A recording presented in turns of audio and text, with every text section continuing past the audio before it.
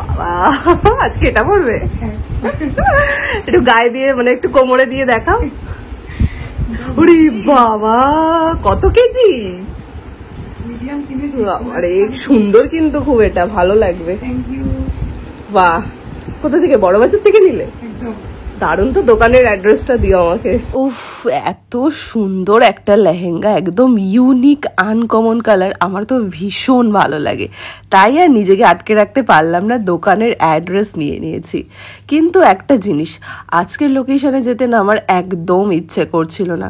ইচ্ছে করছিল না বলাটা ভুল, অ্যাকচুয়ালি আমার শরীরটা ভীষণ ক্লান্ত, ভীষণ টায়ার্ড, তাই জন্য আমার ইচ্ছে করছিল। বাট ওভারঅল কিন্তু আমার মেকআপটা করতে একটুও কষ্ট হয়নি। দুদিন আগে একটা ব্রাইডাল লোকেশন থেকে ফেরার সময় আমার পাটা মুচকে ভীষণ বাজেভাবে পড়ে যায়, আর সেই ব্যথাটা এখনো অবধি কনস্ট্যান্ট রয়েছে। জানি না কবে ঠিক হব, কবে আবার নর্মালভাবে হাঁটাচলা করতে পারবো। যাই হোক, ওসব ব্যথাটা থাকে একদম তোয়াক্কা না করেই চলে গেলাম খুশ মেজাজে ব্রাইডাল লোকেশনে, যেটা ছিল আমার বাড়ির খুব কাছে, মানে বেলেঘাটাতেই। আর আমি কিন্তু বেলেঘাটাতে থাকি না, আমি নিউ টাউনে থাকি। আর এই যে আমার ব্রাইড আগে থেকেই শাখা পলা পরে একদম রেডি। আচ্ছা, এতদিন বহু সাজ দেখেছো আমার, আজকে স্পেশাল দিন, তোমার কি সাজবে আর কি পরবে? যদিও দেখে নিয়েছি আমি লেহেঙ্গা পরবে, তো কেমন চাও? তুমি এসছো, আমি বিশ্বাসই করতে পারছি না, ফাইনালি তোমাকে পেয়েছি। কবে থেকে ফলো করি, লাকিলি। হ্যাঁ, ভীষণ সত্যি লাকিলি পেয়েছি। না, কালকে আমার রিসেপশন হলে হয়তো পেতাম না। হ্যাঁ, কালকে তো ছিলাম না, কালকে আরেকটা ব্রাইড ছিল। বিশেষ হচ্ছে না, তুমি এখন এসেছো, আমার কোনো কিছু বলার করো, আমাকে টাচ করো, দেখো এসছি। কোনো কিছু, সত্যি কোনো কিছু বলার নেই, একদম পুরো তোমার উপর ছেড়ে দিয়েছি। আচ্ছা, একদম আমার স্পেশালি কোনো কিছুই বলার নেই, তোমার নেই। ঠিক আছে, তুমি আমাকে বুঝে যেভাবে করবে একদম একদম ঠিক আছে। চলো, তোমার মতো মনের মতো সাজাচ্ছি না, আমার মনের মতো সাজাচ্ছি আবার। একদম একদম। যখন কেউ একদম ব্লাইন্ডলি ট্রাস্ট করে মেকআপটা একদম আমার ওপরে ছেড়ে দেয়, তখন যেন আমার রেসপন্সিবিলিটিটা অনেক বেড়ে যায়। এই কারণেই আমাকে ভালো করতেই হবে, আমি বাধ্য করতে, কোনো না কোনোভাবে আমাকে তাকে ডিসঅ্যাপয়েন্ট করা যাবে না, যে কোনোভাবেই। তো সেটা একটা খুব বড় রেসপন্সিবিলিটি বলে আমার মনে হয়। আর এখানে আমার ব্রাইড পরেছিল একটা নিউড কালারের লেহেঙ্গা, যেটা আমার আগেই বললাম যে ভীষণ পছন্দের একটা কালার। কেন জানি না আমার লাল, নীল বা অন্য আদার্স কোনো কালার, মানে যেগুলো ব্রাইট কালার, সেগুলো থেকে আমার একটু এই ধরনের নিউড কালারগুলো পরতে বা সাজেস্ট করতে বেশি ভালো লাগে। রিসেন্টলি আমি দেখছি যে এই ধরনের লেহেঙ্গাগুলো ভীষণভাবে ক্যারি করছে অনেক ব্রাইডসরা।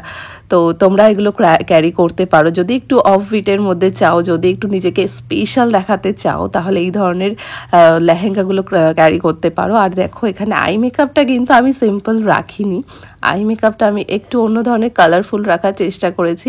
আই মেকআপটা সিম্পল রাখলে রাখাই যেত, কিন্তু তোমরা তো জানোই আমি একটু অন্য ধরনের আই মেকআপ পছন্দ করি করতে ব্রাইডসদের ওপরে। আর একটু বলে দিই কী কী কালার ইউজ করেছি আইসে। ফার্স্টে আমি ইনার কর্নারে ইয়েলো আইশ্যাডো দিয়েছি, তারপরে আউটার কর্নারে দুটো আইশ্যাডো, সেটা হচ্ছে একটা ভায়োলেট আর একটা হচ্ছে পার্পল। এই দুটো কালার দিয়ে ভালো করে ব্লেন্ড করে তার উপরে আমি কাট ক্রিজ করেছি। কাট ক্রিজের ওপরে আমি দিয়েছিলাম একটা হোয়াইট আইশ্যাডো, তারপরে আবার সেম রিপিট করেছি কালারগুলোকে, যেমন পার্পল আর লাস্টে ভায়োলেট। তো এই হচ্ছে আমার পুরো কালার্স আই মেকআপের।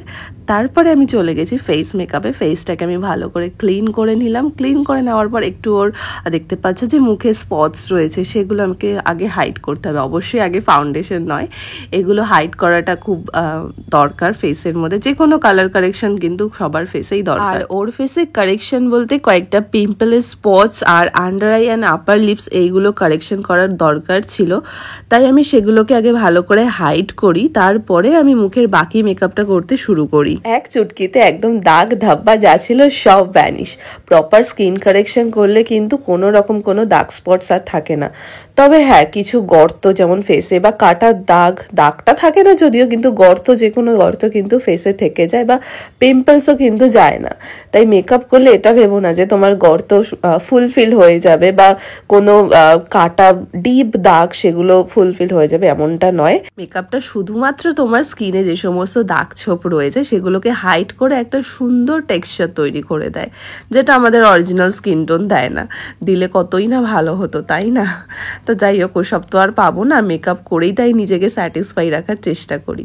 আর এইখানে দেখো ওর হেয়ার স্টাইলটা করছিলাম। ওর অনেকটা শর্ট হেয়ার ছিল, আর রিসেপশন লুকে তোমরা অনেকে হয়তো এটা জানবে যে একটু ওপেন চুল বা ওপেন হেয়ার স্টাইল দেখতে বেশি ভালো লাগে বাঁধার থেকে।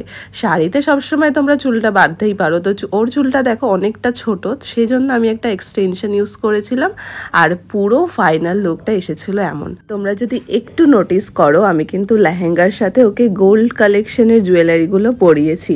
আমার কেন জানি না মনে হচ্ছিল যে একটু যদি এই ধরনের গোল্ড কালেকশনগুলো পরানো হয় সেক্ষেত্রে দেখতে একদম অন্যরকম লাগবে। তার কারণ হচ্ছে লেহেঙ্গার সাথে যেটা সবাই করে, একটু স্টোনের জুয়েলারি ক্যারি করে, যেটা আমার মতে খুব একটা আমার ভালো লাগে না। এবার যদিও এটা সবার পার্সোনাল প্রেফারেন্স, আমার যদি মতামত লাগে তাহলে এই ধরনের অফ হোয়াইট কালারের মধ্যে আমি গোল্ড কালেকশনটা পরাতে ব্রাইডদের বেশি পছন্দ করি।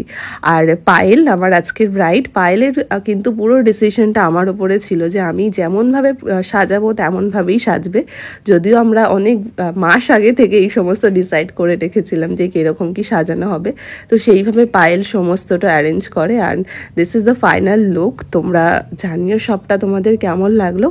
আমার তো পায়েলকে দেখতে ভীষণ ভালো লাগছিল, একদম সবার থেকে যেন আলাদা।